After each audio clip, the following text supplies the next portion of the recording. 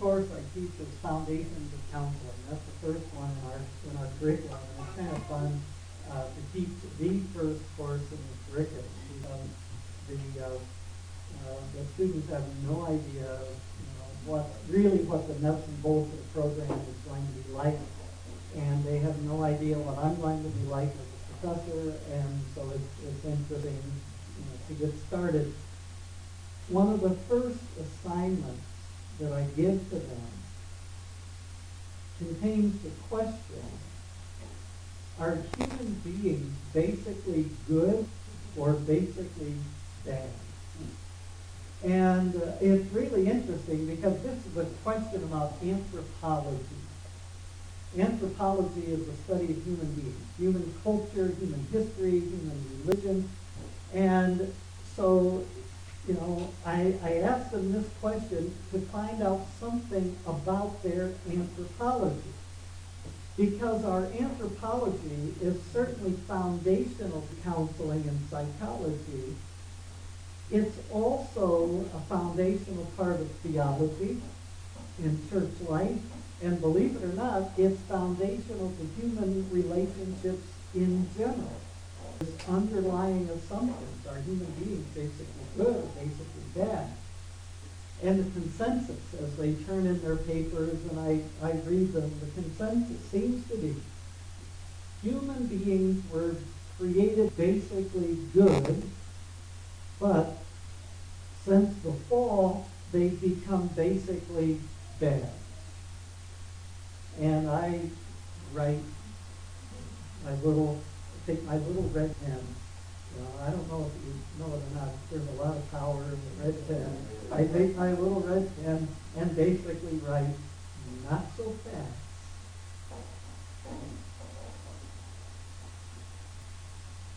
The truth is, yes, we were created good.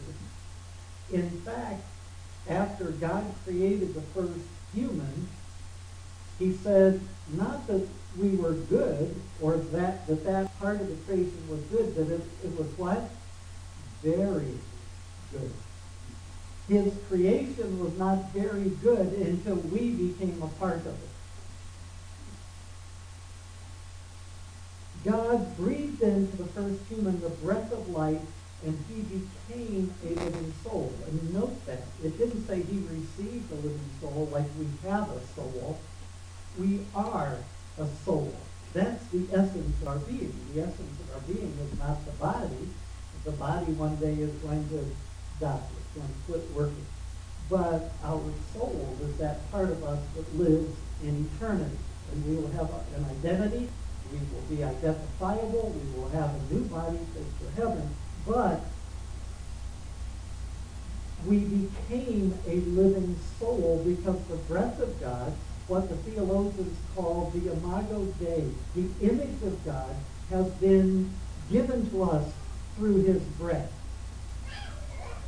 The fall tainted, distorted, damaged, but did not destroy that image in human beings.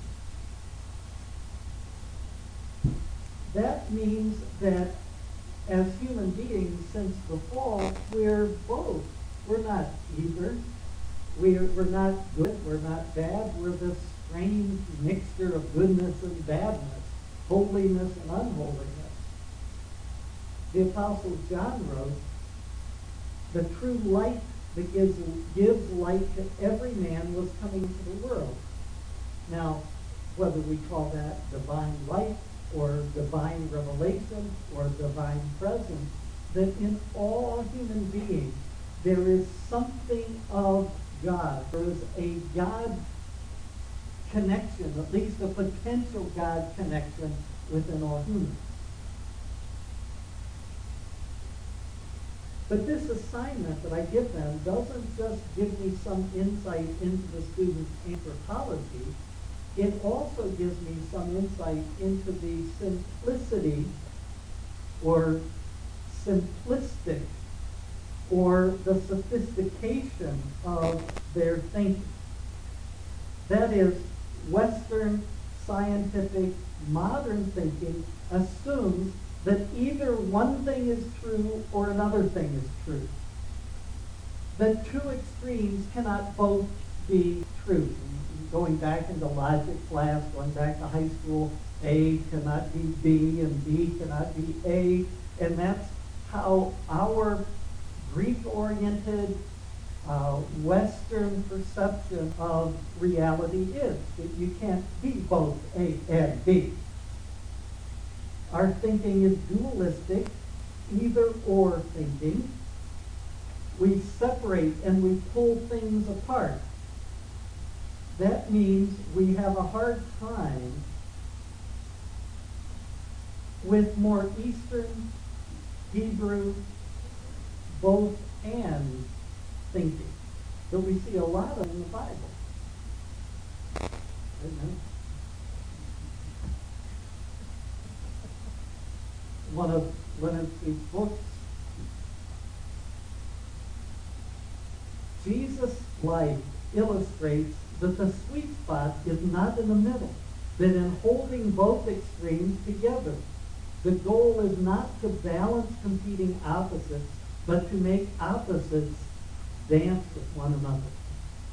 Jesus did it again and again. Lion, lamb, alpha, omega, come live, come die. First, last, Prince of Peace, wield sword, emptying, filling, exalted, humble, saint, sinner, one, three, transcendence, immanence, dove, innocence, serpent, wisdom, east, intuition, west, reason. If you're not hearing Jesus in surround sound, you're not hearing Jesus. And again, that's tough for our Western mind to grasp. We're used to either or. We're not used to both and.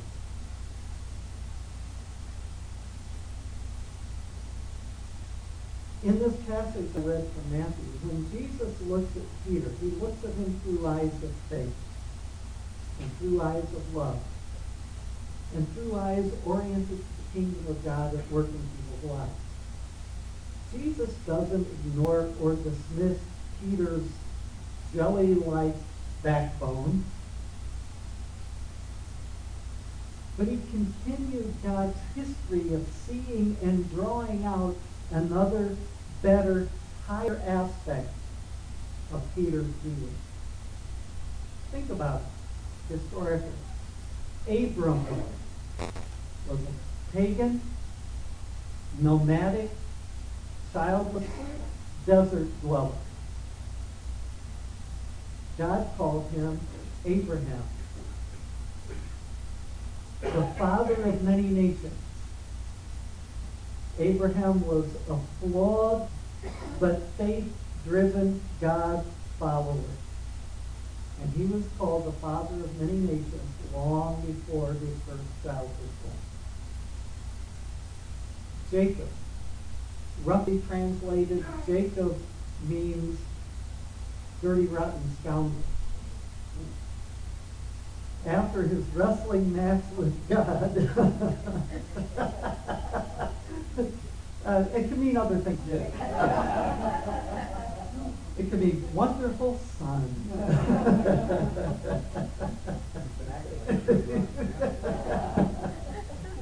But after Jacob's wrestling match with God, he was given a new name, Israel.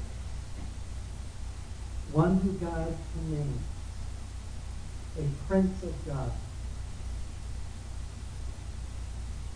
This is great. Gideon, one of the judges in Judges chapter 1, verse 9. The Lord is with you, the angel said. The Lord is with you, mighty warrior. Before Gideon ever fought his first battle,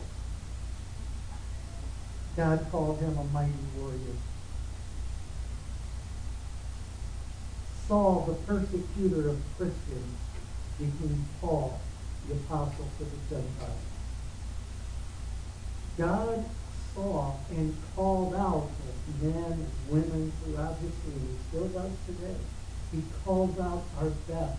He calls out our strength. He calls out wisdom and power and goodness that is within us, sometimes buried rather deeply, but it is within us. And God calls it out of us. And we become rock-like, and we become heroic, and we become faithful with godly traits that have been hidden, buried until God identified them and drew them out.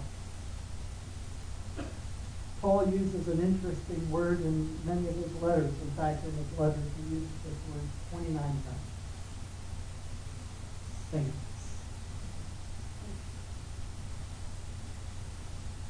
As he wrote to these early churches, including the Corinthian church, which had a lot of unsaintly behavior going on, drunkenness at communion, Christians arguing and fighting with each other and taking their disputes to secular court.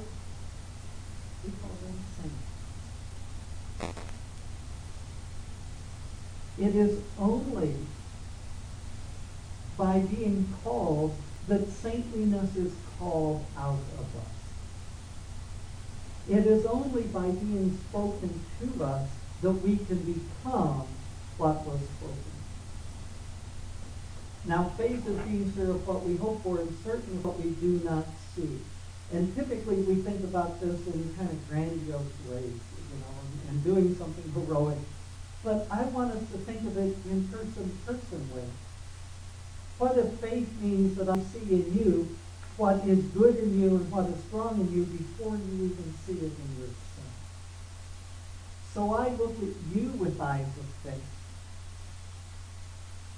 And through me, God can draw out of you what you can become. Larry Crabb tells a wonderful story. He was in the third grade. And, like little leaguers, he had visions of being a great baseball player and make a good play, and get affirmation by his coach and just feel good about himself. But it was his third grade teacher, I believe it was Mr. Erb, who was a new teacher. And as a new teacher, he wasn't skated yet. And he thought he could draw out the good in kids. And Larry said one day, Mr. Erb called him up to the desk and said, Larry, I have something for you. And he handed him a dictionary. And he said, I noticed you have a way with words. And what I'd like you to do is every day when we have our quiet time and our writing time, I'd like you to find a word in the dictionary that you don't know. And write a sentence with that word in it and then bring it up to me. And we'll talk about it. And Larry said that touched him and that resonated with his spirit. And I don't know how many books he's written. He's probably up to 30, 35, 40 books at this point. Because Mr. Erb spoke to the writer within him that he didn't know was there. But his heart resonated with that vision, with that faith statement that his teacher saw and spoke. And what that means to us is we're both saints and sinners. We are flesh and spirit. In Brennan Manning's terms, we're ragamuffins and scoundrels. And we're also God's beloved. We are the rebellious younger brother. And we are the self-righteous, angry older brother. We're not either or. The Apostle John called himself the disciple Jesus was. And Jesus called John and his brother sons of thunder, which meant they had anger management problems. Real people, real life. And this mix of goodness and badness. And God can draw that goodness out and build it and strengthen it. But so can we with each other. See, what Jesus sees is who we can become. And that is I may still be a sinner, and I may still be in the flesh, and I may still be a ragamuffin and a scallywag. But the defining feature of my life is not sinner or flesh or scallywag or either brother. My identity now is saint, God seeker, Christ follower, Holy One. He calls it out of me to become more and more what he has made me to be. And this may seem like a rather simplistic illustration, but a number of years ago when we lived off of McGregor Boulevard, we had one of the lawn companies, bug treatment, lawn treatment companies come and treat our lawn. And one day I was out there when the man came and he sprayed the lawn. And I said, what kind of bug killer are you using? He said, no, we don't use bug killer. I thought I wanted to get rid of the bugs in the lawn. He said, I use fertilizer. Because if you have a strong lawn, it'll soak up the weeds.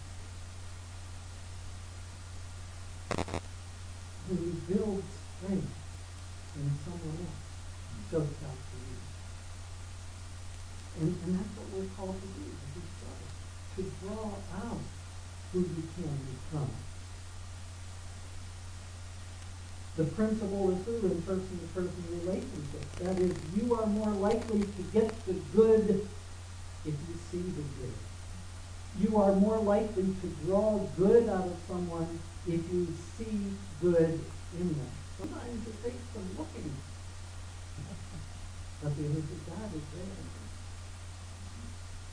And I want to look at this in kind of a theoretical basis and then kind of bring it down to earth. Here's the theoretical part. And I'll get a little political here, but bear with me. Let's say your perspective was that George W. Bush is a warmongering cowboy. Then every speech he made, every action he did, every decision he made will be filtered through that perception.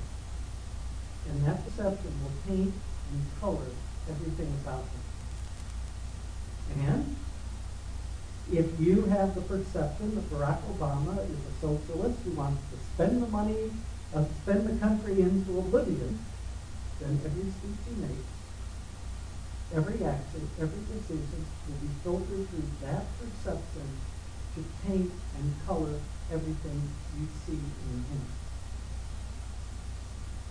Now, I say a theoretical example because even if you have those perceptions but don't interact with those people, it really doesn't matter. It really doesn't do too much harm. But it is in interpersonal relationships that this principle has the greatest impact. Do not let any unwholesome talk come out of your mouth, but only what is helpful for building others up according to their needs, that it may benefit those who listen. And I want to thank Mike Reed of Southside Church for this verse. Last Sunday, Mia was in a little nursery school thing at their church, and Mike's message included this as the B point, the 3 B point, and this is the 3rd B point, building up. Hey, that worked. But look at what it says. Don't let anything come out of your mouth, but only what is helpful in building others up. Think about how many times we hear and how many times we say things that don't build people up, things that are critical, things that put people down, things that complain about people, things that point out the negative in people. Our conversation, our relationships are supposed to be characterized by building up. And building up means drawing out, reinforcing, supporting the good that is within. You've heard me quote, I don't know how many zeros are in gazillion, but probably a gazillion times, John 16:34-35. I look along and know that you're my disciples, because you have loved one another, even as I have loved you, love one another. What's Jesus saying? Very simple. He's saying, love like I love. Relate to people the way I relate to people. See in people what I see in people. Now, we know it's true that Jesus also saw hypocrisy and duplicity and evil and phony, power-hungry people who use people and religion for their own agenda. But in God's secrets, he knows that we still have some of these traits still active. Some selfishness, some hypocrisy, but those traits no longer define us. We are now defined by our identity in Christ and our desire to be more like Christ.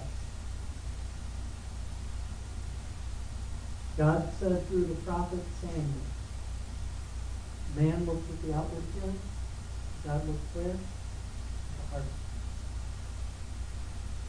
So we see the superficial. We see the obvious. We see the outside. We don't know what's going on in the heart. But we do know that God says there's good in there. Even in bad people, there's good in there. And it's our job to look for it and affirm it and to draw it out and to build it up.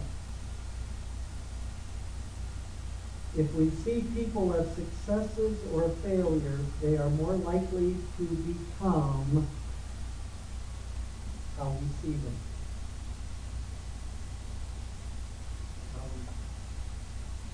It doesn't take much for me to brag about my grandchildren, 5, tell people nearly perfect grandchildren, 2 great daughters. We love them both.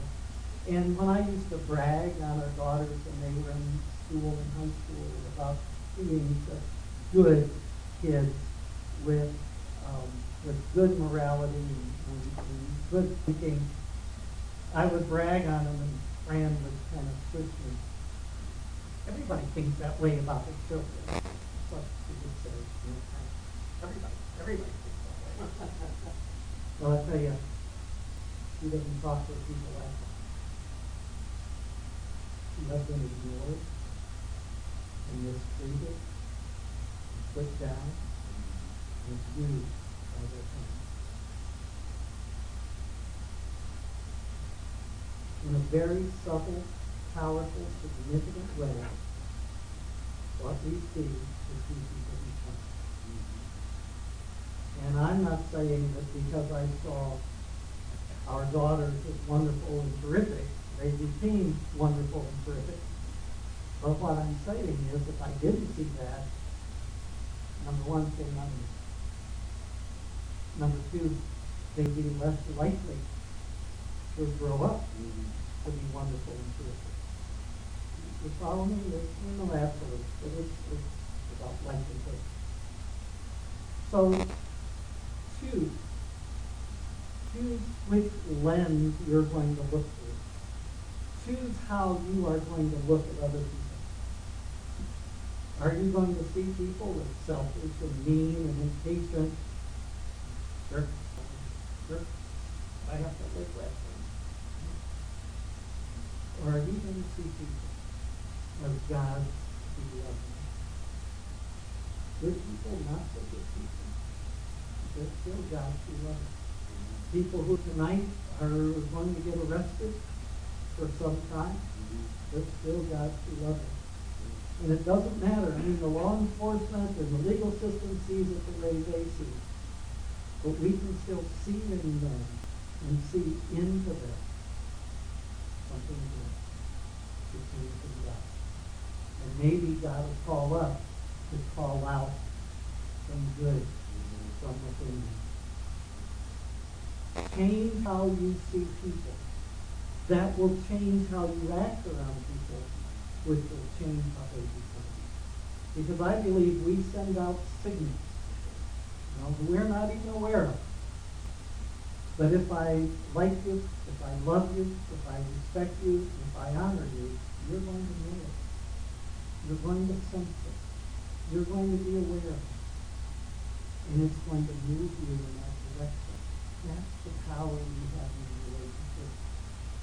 To represent God to these people, to other people, and see them move in His direction. So that we can say one day, I have fought the good fight, I have finished the race, I have kept the faith. Now there is in store for me the crown of righteousness, which the Lord, the righteous judge, will award me on that day. Jesus said, love as I love. Serve as I serve.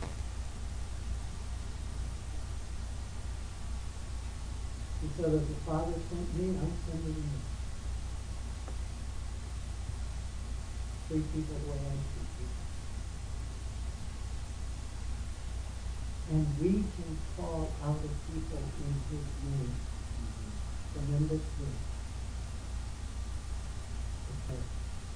Let's see it. And by faith, let's call it out by loving people in His name. Let's pray. Lord, I think we underestimate the power of relationship and the power of love because we don't see the results right away. We may never see it.